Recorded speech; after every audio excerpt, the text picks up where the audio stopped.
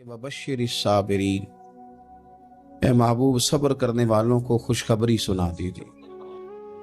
कहीं फरमाया इन्नल्लाह मअस साबिरीन, बेशक अल्लाह सब्र करने वालों के साथ। तो मुख्तलिफ अंदाज में मुख्तलिफ तरीकों से अल्लाह ताला ने सब्र का तज़किरा फरमाया। सोसाइटी के अंदर, माशरे के अंदर और मुसलमानों के अखलाकी रवैयों के अंदर अगर सब्र को दाखिल कर लिया जाए तो हम महसूस करेंगे कि हमारी ज़िंदगी ना सिर्फ ये कि आसान हो गई है बल्कि मोहब्बतों वाली हो गई है, चाहतों वाली हो गई है। हमारे रिश्ते एक दूसरे से टूट नहीं रहे बल्कि बनना शुरू हो गए। थोड़ा सा सब्र बहुत सारी चीज़ों को टूटने से बचा लेता है।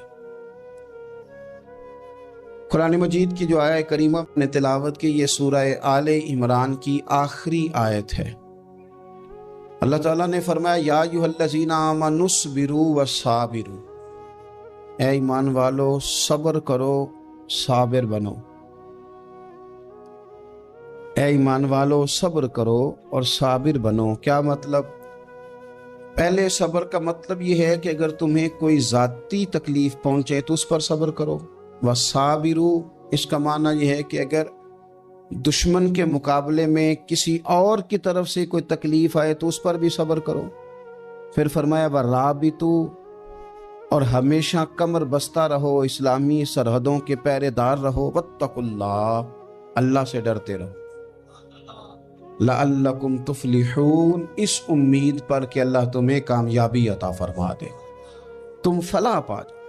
या अय्युहल्लज़ीना आमनुस्बिरु वसाबिरु, ऐ ईमान वालो सब्र करो और साबिर बनो। सब्र करो, साबिर रहो, यानी जो जाती तकलीफ आए उस पर भी सब्र करो। और मुसाबरा का माना सामने से आने वाली तकलीफ। अगर बीमारी आ गई, कोई परेशानी आ गई, कहीं कोई अपना दुनिया से चला गया तो ये जाती तकलीफ है, इस पर भी सब्र करना। और अगर अपनों ने, बेगानों ने कोई तकलीफ पहुंचा दी, कोई अजियत दे दी, वो अजियत कई सूरतों में हो सकती है। ताना भी एक अजियत है, तंज भी एक अजियत है। किसी शख्स के बारे में गलत कलिमा कहना भी एक अजियत है। और मुकाबले में खड़े हो जाना, लड़ाई करना, ये भी एक अजियत है। इस पर भी सब्र करो। वराबितु, और इस तरह करो कि कमर बस्ता रहो, जद्दोजहद करते रहो। वत्तकुल्लाह, अल्लाह से डरो। लअल्लकुम तुफलिहून, ताकि तुम कामयाब हो जाओ। सब्र जब आप करते हैं ना और सब्र का इरादा करते हैं तो अल्लाह ताला सब्र की तौफीक भी अता फरमाता है। हमने ये देखा है कि हमारे पास नेमतों की कमी नहीं, हमारे फरीजर खुराक से भरे हुए, हमारे दस्तरखानों पे अनवाओ अक़साम की चीज़ें चुनी हुई हैं, हमारी अलमारियों में कई हमारे लिबास तैयार शुदा लटके हुए, हमारी जेबों में हमारी ज़रूरत का सरमाया अल्लाह ने हमें दे दिया है। लेकिन इसके बावजूद जो लोग एक दूसरे से प्यार नहीं कर पा रहे, जो एक दूसरे के करीब नहीं जा पा रहे, तो उसकी वजह यह है कि सब्र नहीं रहा, हौसला नहीं रहा, किसी चीज को बर्दाश्त करना हमारे मिजाज का हिस्सा ही नहीं रहा। और फिर चूंकि उम्मत मुस्लिमा ने इनकलाब बर्पा करना था, दुनिया को पैगाम हक देना था, अगर इनके अंदर हौसला ही नहीं होगा, अगर इन्हें सब्र ही नहीं करना आएगा, इस्तकामत ही नहीं होगी, कहीं रुकना ही नहीं आएगा, तो ये मैदानों को सर कैसे करेंगे? कामयाबियां कैसे इनका मुकद्दर बनेगी? रमज़ान मुबारक में भी माहौल ये हो कि इफ्तारी से 1 घंटा पहले नजर पूरी टिक जाए घड़ी पे और थोड़ा सा भी सब्र मुश्किल हो। और रमज़ान मुबारक में सहरी के वक्त में अगर दही वाली दुकान पे भी झगड़ा ही हो रहा हो और शाम को सामान खरीदने में भी अगर बहस ही हो रही हो, तकरार हो, झगड़ा हो, तो फिर सीखा क्या?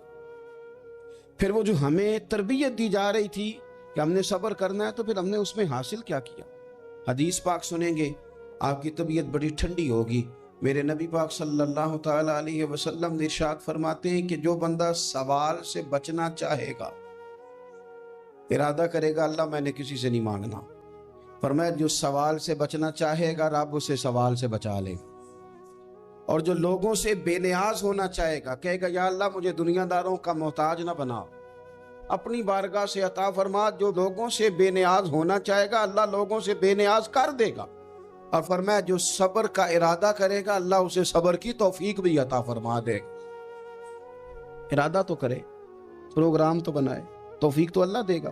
جو صبر کا ارادہ کرے گا اللہ صبر کی توفیق بھی عطا کر دے گا. اور حضور صلی اللہ تعالی علیہ وسلم فرمانے لگے یاد رکھو کسی بندے کو جو بہترین تحفہ دیا گیا ہے نا, اگر کسی کو کوئی بہترین عطیہ ملا ہے تو پھر اللہ تعالیٰ نے اسے صبر عطا فرمایا ہے. یہ بہترین تحفہ ہے, اس سے زندگی سنور جاتی ہے, اس سے انسان باوقار اور مطمئن ہو جاتا ہے, اس سے اس کے شب و روز آسانی سے بیتتے, وہ دنیا کی پک ڈنڈیوں سے آسانی سے گزر کے اللہ کی بارگاہ عالی مرتبت میں سرخرو ہو کر حاضر ہو جاتا ہے. لیکن اگر بے حوصلہ ہو, صبر نہ ہو, پھر نقصان روز بروز بڑھتا ہے. اور پھر میرے رسول پاک صلی اللہ تعالی علیہ وسلم ارشاد فرماتے ہیں کہ اصل بات یہ ہے کہ اللہ تعالیٰ نہ کسی بندے کا درجہ بلند کرنے کا ارادہ فرماتا ہے, لیکن اس کے اعمال اس طرح کے نہیں ہوتے کہ اس کا درجہ بلند کیا جائے. اب رب کیا کرتا ہے, اللہ تعالیٰ اس کو مال کی, جان کی, اولاد کی کسی مشکل میں ڈال دیتا. اس مصیبت پر وہ بندہ صبر کرتا ہے تو اللہ تعالیٰ اس کا درجہ بلند فرما دیتا ہے. اعمال اس قابل نہیں تھے کہ درجات بلند ہوں, وہ اعمال کی بنیاد پر نہیں کر سکتا تھا تو اللہ نے کسی مشکل میں ڈال کے نہ اپنے فضل سے درجہ بلند کر دیا. اب جو راہ طریقت کا مسافر تھا, جو سلوک کی منازل طے کر رہا تھا, جو اللہ رسول کے قریب جانے چاہ رہا تھا, اس کے لیے کتنی آسانی ہو گئی کہ مجاہدہ تو زیادہ نہ کر سکا, کثرت سے نفلی صوم و صلات کا بندوبست تو نہ کر سکا, تھوڑا سا صبر کیا, رب نے اپنا اور اپنے محبوب کا قرب عطا فرما دیا. تو یہ تو آپ صبر کرنے کے لیے جب نکلے ہیں تو آپ نے تو رب رسول کو پا لیا. یہ صبر تو وہ والا سفر ہے جس کی جو منزل ہے وہ اللہ رسول کا قرب ہے. ہم لوگ تھوڑی تھوڑی باتوں میں حوصلہ ہار جاتے ہیں, صبر چھوڑ جاتے ہیں, پریشانی بڑھ جاتی ہے. پتہ نہیں ایسے محسوس ہوتا ہے کہ جیسے یہی بندہ دنیا کا سب سے دکھی بندہ ہے. تو ایک تو یہ کہ ذاتی حیثیت سے صبر کرے, ایک یہ کہ پھر دشمن کا جب مقابلہ ہو, آمن نصبرو و صابرو, آپ کا جب مقابلہ سامنے کسی کے ساتھ ہو تو پھر تیر, تلواریں, اسلحہ, بندوقیں یہ نہیں زیادہ لڑتی. میدانوں میں حوصلے لڑتے ہیں, میدانوں میں صبر لڑتا ہے, میدانوں کے اندر توانائیاں لڑتی ہیں. میدان کربلا کے اندر کوئی مقابلہ نہیں تھا تیر کا تیر کے ساتھ, تلوار کا تلوار کے ساتھ کوئی مقابلہ نہیں. میدان کربلا کے اندر ظلم کا صبر سے مقابلہ تھا. فتح کے ڈنکے یزید نے بجائے تھے, جشن ابن زیاد نے منایا تھا, لیکن قیامت تک اللہ نے جو فتح عطا فرمائی ہے تو وہ حسین ابن علی کے صبر کو عطا فرمائی, وہ سیدنا امام علی مقام کے صبر کو ملی. عزیز بھائی, صبر ہی ہمیشہ فاتح ہوتا ہے, صبر ہی جیتا کرتا ہے, صبر ہی کامیابیاں دیتا ہے. نتیجے صبر کے نکلتے ہیں, صبر کے حوصلے کے نتیجے ہوتے ہیں.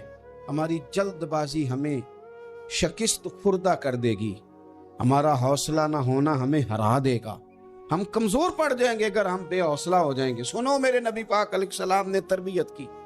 حضور اپنی امت کو درس دیتے ہیں. حضور فرماتے ہیں پہلے تو کوشش ہی نہ کرو کہ تمہاری دشمن سے لڑائی ہو, اس چکر میں ہی نہ پڑو کہ لڑائی ہو. مسلمان امن والے ہیں, یہ پرامن لوگ ہیں, یہ امن پسند ہیں, یہ داعی امن ہیں, یہ معاشرے میں مومن ہونا امن کی علامت ہے. فرمایا پہلے تو یہ پروگرام ہی نہ بناؤ کہ تمہاری لڑائی ہو, اور فرمایا پھر اگر ہو جائے نا تو پھر صبر کے ساتھ مقابلہ کرو, پھر ڈٹ کے مقابلہ کرو, اور پھر یاد رکھو یہ جو جنت ہے یہ تلواروں کے سائے میں ہے. جنت تلواروں کے سائے میں تمہیں ملے گی, پھر ڈٹنا سیکھو. پہلے تو بات یہ کہ تم یہ ارادہ ہی نہ کرو لڑائی, اور اگر کبھی ہو جائے لوگوں کو بتاؤ کہ ہیں ہم پرامن لوگ, پر دین کے لیے کھڑا ہونا ہو تو پھر ہم سے زیادہ کسی کو کھڑا بھی نہیں ہونا آتا, پھر ہم سے زیادہ کسی کے پاس طاقت بھی نہیں.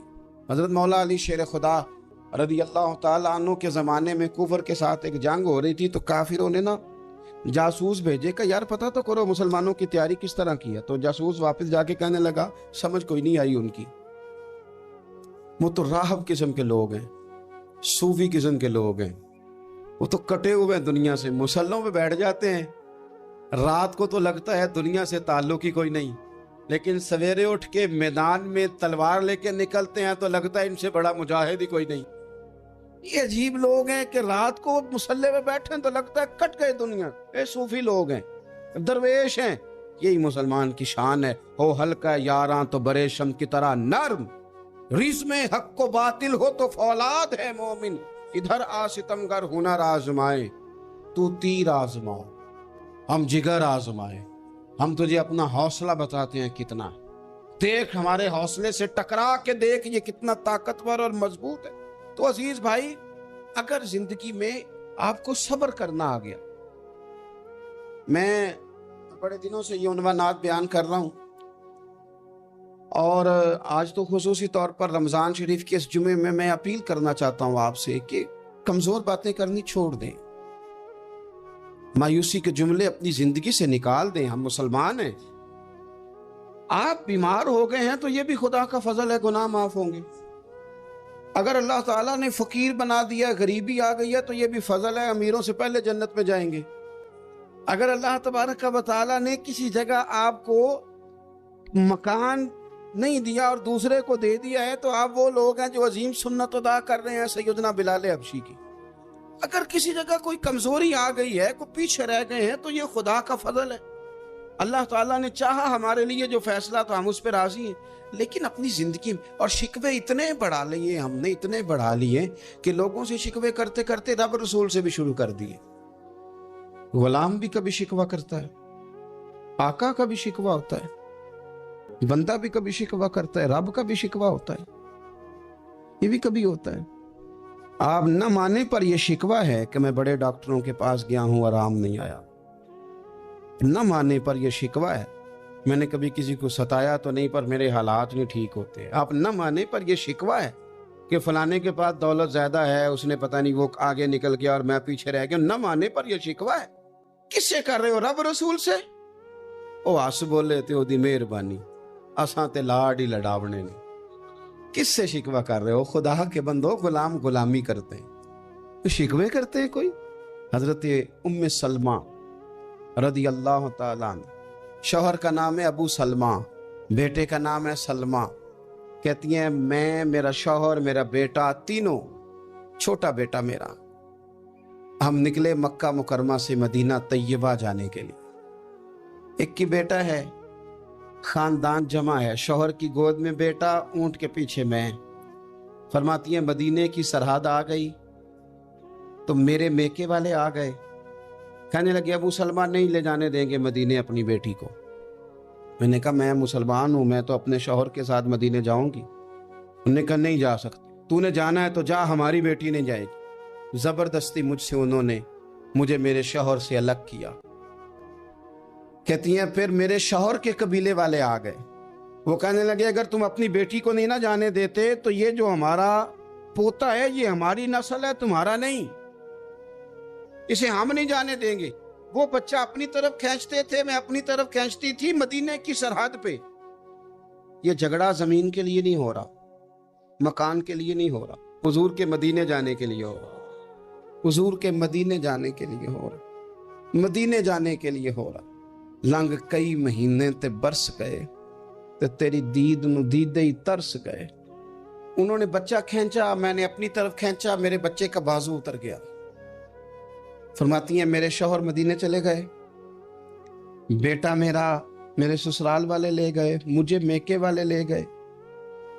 آج بھی کچھ سیانے بندے کہتے ہیں اس کو نکال دو اور بچے چھین لو. ان کا بھی خیال تھا کہ بیٹا لے جائیں گے نا تو ابو سلمہ بھی مدینے سے واپس آ جائے گا، یہ بھی واپس آ جائے گا. اور یار اتنا بڑا بھی ظالم کوئی نہیں ہوگا جو ماں باپ سے بچے جدا کرے. فرماتی ہیں کہ وہ لے گئے چھین کے، میں میکے چلی گئی. لوگ روٹی کھاتے تھے، میرے حلق سے نہیں گزرتی تھی. زمانہ سویا کرتا تھا، میں سو نہیں پاتی. بیٹا کہاں، شوہر کہاں، میں کہاں. उम्मे सलमा कितनी देर तकलीफ काटी? जनाब उम्मे सलमा कहने लगी, लोगों 1-2 दिन नहीं, पूरा साल बीत गया, पूरा साल। पर जे सोना ही मेरे दुख विच राज, जे सोना ही मारो मारो मैनू मार मुकाओ, मैं कोई उजर ना पेश ले आवा, और जे सोना ही मेरे दुख विच राजी, फिर सुख नू चुल्हे डावा। फरमाया साल बीत गया, लोग सुबह उठ के काम काज पे लग जाते, कपड़े बदलते, ड्यूटियां करते, और मैं सवेरे उठ के उस जगह आ जाती जहां मेरा शौहर और मेरा बेटा बिछड़ा था। मैं सारा दिन रोती, आहुजारी करती, हुजूर के मदीने की तरफ मुंह करके मैं तड़पती। साल बीत गया, साल, एक हफ्ता नहीं निकलता बच्चों के बगैर। बड़े बड़े सियाने लोग परदेश जाते हैं तो बच्चों की फोटो देख देख के रोते हैं, लेकिन कहती है माँ थी, बेटा बिछड़ा और फिर बेटा बीमार हो और माँ से जुदा हो, कितनी तकलीफ का मंजर है। आप फरमाती हैं कि 1 साल बीत गया और मैंने किसी की मिन्नत नहीं की, मैंने कोई शिकवा नहीं किया, इसलिए कि जिस हाल में रब रसूल रखे। ये हौसला, ये सब्र, ये तवानाई 1 साल के बाद मेरे चचा का बेटा मेरे पास से गुजरा, तड़पते देख कर कहने लगा, मेरी बहन तू सारा दिन रोती रहती है।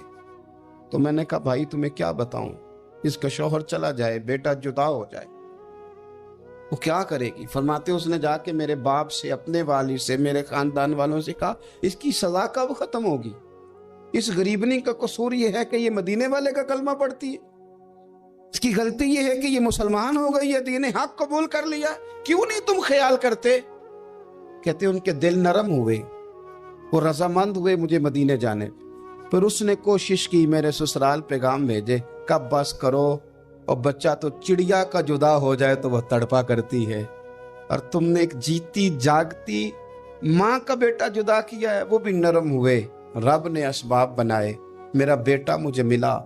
कहने लगे तू रह जा। मैंने कहा नहीं, तुम मुसलमान नहीं हो, तुम्हें पता नहीं ना, मैं यहाँ नहीं रह सकती, मुझे मदीने ही जाना है।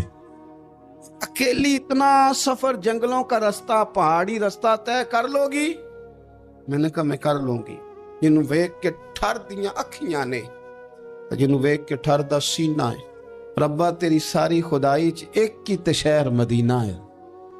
कहती मैं ऊंट पे बैठी, बेटा मैंने गोद में बिठा लिया, मैं सफर करने लगी, पर दिल में खटका था कि इतना लंबा सफर, बेटा छोटा है, कैसे करूंगी?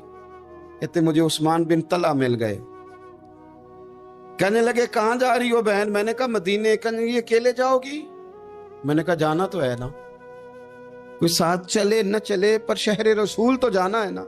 आप फरमाती है मैंने उस्मान बिन तलहा से नेक बंदा कोई नहीं देखा, मेरे ऊंट की लगाम थाम ली। जब मुझे ऊंट पे बिठाते थे ना, ऊंट बिठा के चले जाते थे, मैं बैठ जाती थी तो आके लगाम थामते थे। जब कहीं मुझे उतारते थे तो ऊंट बिठा के चले जाते थे, मैं उतर जाती थी तो ऊंट को बांधते थे। सोना होता था तो ऊंट बिठा देते, मैं उतर जाती, वो दूर जाके लेट जाते। फरमाती थी फिर मेरे लिए मेरे रब ने असबाब पैदा किए और मैं मदीना पहुंची, मैं शौहर से मिली, और लोगों मेरे नसीब देखो, मैं रहने कहां लगी? हुजूर के मदीने में, शहर रसूल में, शहर पाए नजर होश में आ, ये कुव्वे नबी है। मैं हुजूर के हरम की जमीन और कदम रख के चलना, अरे सर का मौका है ओ जाने वाले, मदीने के खित्ते खुदा तुझको रखे, गरीबों फकीरों के ठहराने वाले। कहती है मैं वहां बसने लगी। आप फरमाती है मुसलमानों, शायद मुझसे ज्यादा तकलीफ किसी ने न सही हो, पर देखो 1 साल पूरा मैं तकलीफ में रही, और जब मेरा सब्र साल को पहुंचा, सब्र की उम्र 1 साल हुई, तो फिर रब ने बंदोबस्त किया। फिर मेरे घर वाले भी नरम हो गए, ससुराल वाले भी नरम हो गए, रब ने मेरे आने जाने के लिए एक बंदे का बंदोबस्त भी फरमा दिया। फिर मेरा शौहर तक भी मैं पहुंच गई, मुझे मदीना तो रसूल भी नसीब हुआ। 1 साल मैंने सब्र किया था, रब ने मुझे मुस्तकिल मदीने का ठिकाना अता फरमा दिया। लेकिन जो बंदा सब्र ही न कर पाए, जो सब्र ही न, जो कहे जी बड़ी दूर से आया हूं, बड़ी देर हो गई, बड़ा टाइम हो गया, कब जाके मसला हल होगा, वो जो आपने बताया था वो तावीज़ कब असर करेगा, वो दुआ कब कबूल होगी, वो फलाना मामला कब, भाई ये डेट तो आपको रब रसूल ही दे सकते हैं। बंदा तो कोई इत्तला ही देगा, पैगाम ही देगा, दुआ ही करेगा। अगर जिंदगी में हौसला ही नहीं होगा, اگر آپ کو یہ قرار ہی نہیں آئے گا، ٹھہرنا ہی نہیں آئے گا کسی میدان میں۔ دیکھیں کچھ ایسی اذیتیں ہوتی ہیں جو اذیت ناک ہوتی ہیں، لیکن اگر غلامی میں آ جائے نا آپ تو وہ اذیت ناک نہیں ہوتی، اس چبن میں مزہ آنے لگتا ہے۔ کئی درد بھی مزیدار ہوتے ہیں، کئی درد بھی کبھی زخم ٹھیک ہونے پہ آ جائے نا تو اسے چھیڑو تو مزہ آتا ہے، اس لیے کہ کچھ درد بھی مزیدار ہوتے ہیں۔ آتش سے کسی نے کہا تو روتا بڑا ہے، اس نے کہا محبوب کی یاد میں تڑپتا ہوں، ابھی تو ایک دل ہے، میرے تو خواہش تھی کبھی دو ہوتے نا تو صحیح کر کے تڑپتا۔ رب نے دل ایک بنایا، کہتا وہ مزہ دیا ہے تڑپ نے کہ میری آرزو ہے یا رب میرے دونوں پہلوؤں میں دل بے قرار ہوتا۔ درد میں بھی مزہ ہے، پر شرط یہ ہے کہ لوگ درد میں بھی جینا سیکھیں۔ ہم نہ آرام میں جینا چاہتے ہیں، پنکھے کے نیچے جینا چاہتے ہیں۔ کاش کہ ہمیں صحرا میں بھی نیند کا مزہ لینے کا طریقہ آئے، پھر زندگی کے سارے راستے آسان ہیں، پھر اقرا بھی مشکل نہیں۔ لیکن چونکہ حوصلہ نہیں، صبر نہیں، وہ والا قرار نہیں جو ایک مسلمان سے رب رسول کا مطالبہ ہے۔ حدیبیہ کے موقع پہ نا نبی پاک صلی اللہ علیہ وسلم نے جو شرطیں کافروں کے ساتھ طے کی تھی نا، حضور نے نور بصیرت سے کی تھی نا، تو انہی شرطوں نے پھر فتح کے باب کھول دی۔ ان فتحنا لک فتحا مبینا۔ ایک شرط یہ تھی اگر کوئی مسلمان مدینے سے مکے آئے گا تو مکے والے واپس نہیں کریں گے، رکھ لیں گے۔ پھر غور کریں، کوئی مسلمان اگر مدینے سے مکے آئے گا تو مکے والے واپس نہیں کریں گے، اور اگر کوئی بندہ مسلمان اپنے آقا کی مرضی کے بغیر مسلمان ہو جائے اور وہاں سے وہ مدینے آئے گا تو حضور پناہ نہیں دیں گے۔ تو میرے بھائی، محبوب کی طرف سے آنے والا نہ صرف سوکھ ہی نہیں قبول کرنا چاہیے، دکھ بھی قبول کرنا چاہیے، دکھ بھی قبول کرنا چاہیے۔ ہمارا یہ مسئلہ ہے کہ ہم نہ میٹھی میٹھی کے قائل ہیں، کڑوی کڑوی کے قائل نہیں۔ اگر وہ کبھی دکھ دے نا تو محبوب کا دکھ بھی سکھ سمجھ کے قبول کرو۔ ہاں اس کی طرف سے کانٹا ہے کبھی تو اسے پھول سمجھ کے قبول کرو، وہ چبھے گا نہیں، انشاءاللہ مزہ ہی دے گا، وہ قبول تو کرو نا۔ تو اب حضرت ابو بصیر رضی اللہ تعالیٰ عنہ ایک صحابی تھے، ایک تو حضرت ابو جندل رضی اللہ تعالیٰ عنہ تھے نا، تو وہ تو حدیبیہ میں آ گئے، حضور مجھے لے جائیں، تو نبی پاک نے فرمایا میں نے وعدہ کر لیا ہے، ان کو بھی حضور نے واپس بھیج دیا۔ اور یہ بیچارے نا اپنے آقا کی جیل توڑ کے مکے سے بھاگ کے مدینے آئے، یا رسول اللہ مجھے قبول کر لے، میں بھاگ آیا ہوں، وہ بڑا ظلم کرتے ہیں، مارتے ہیں، تکلیف دیتے ہیں۔ وہ آئے تو ادھر سے نا اس کے مالک نے ایک دو بندے بھی بھیج دیے رکا دے کے کہ یا رسول اللہ آپ کا تو وعدہ تھا کہ آپ بندہ رکھیں گے نہیں۔ یہ آئے اور رکا بھی آ گیا۔ اب ذرا منظر کو سمجھے۔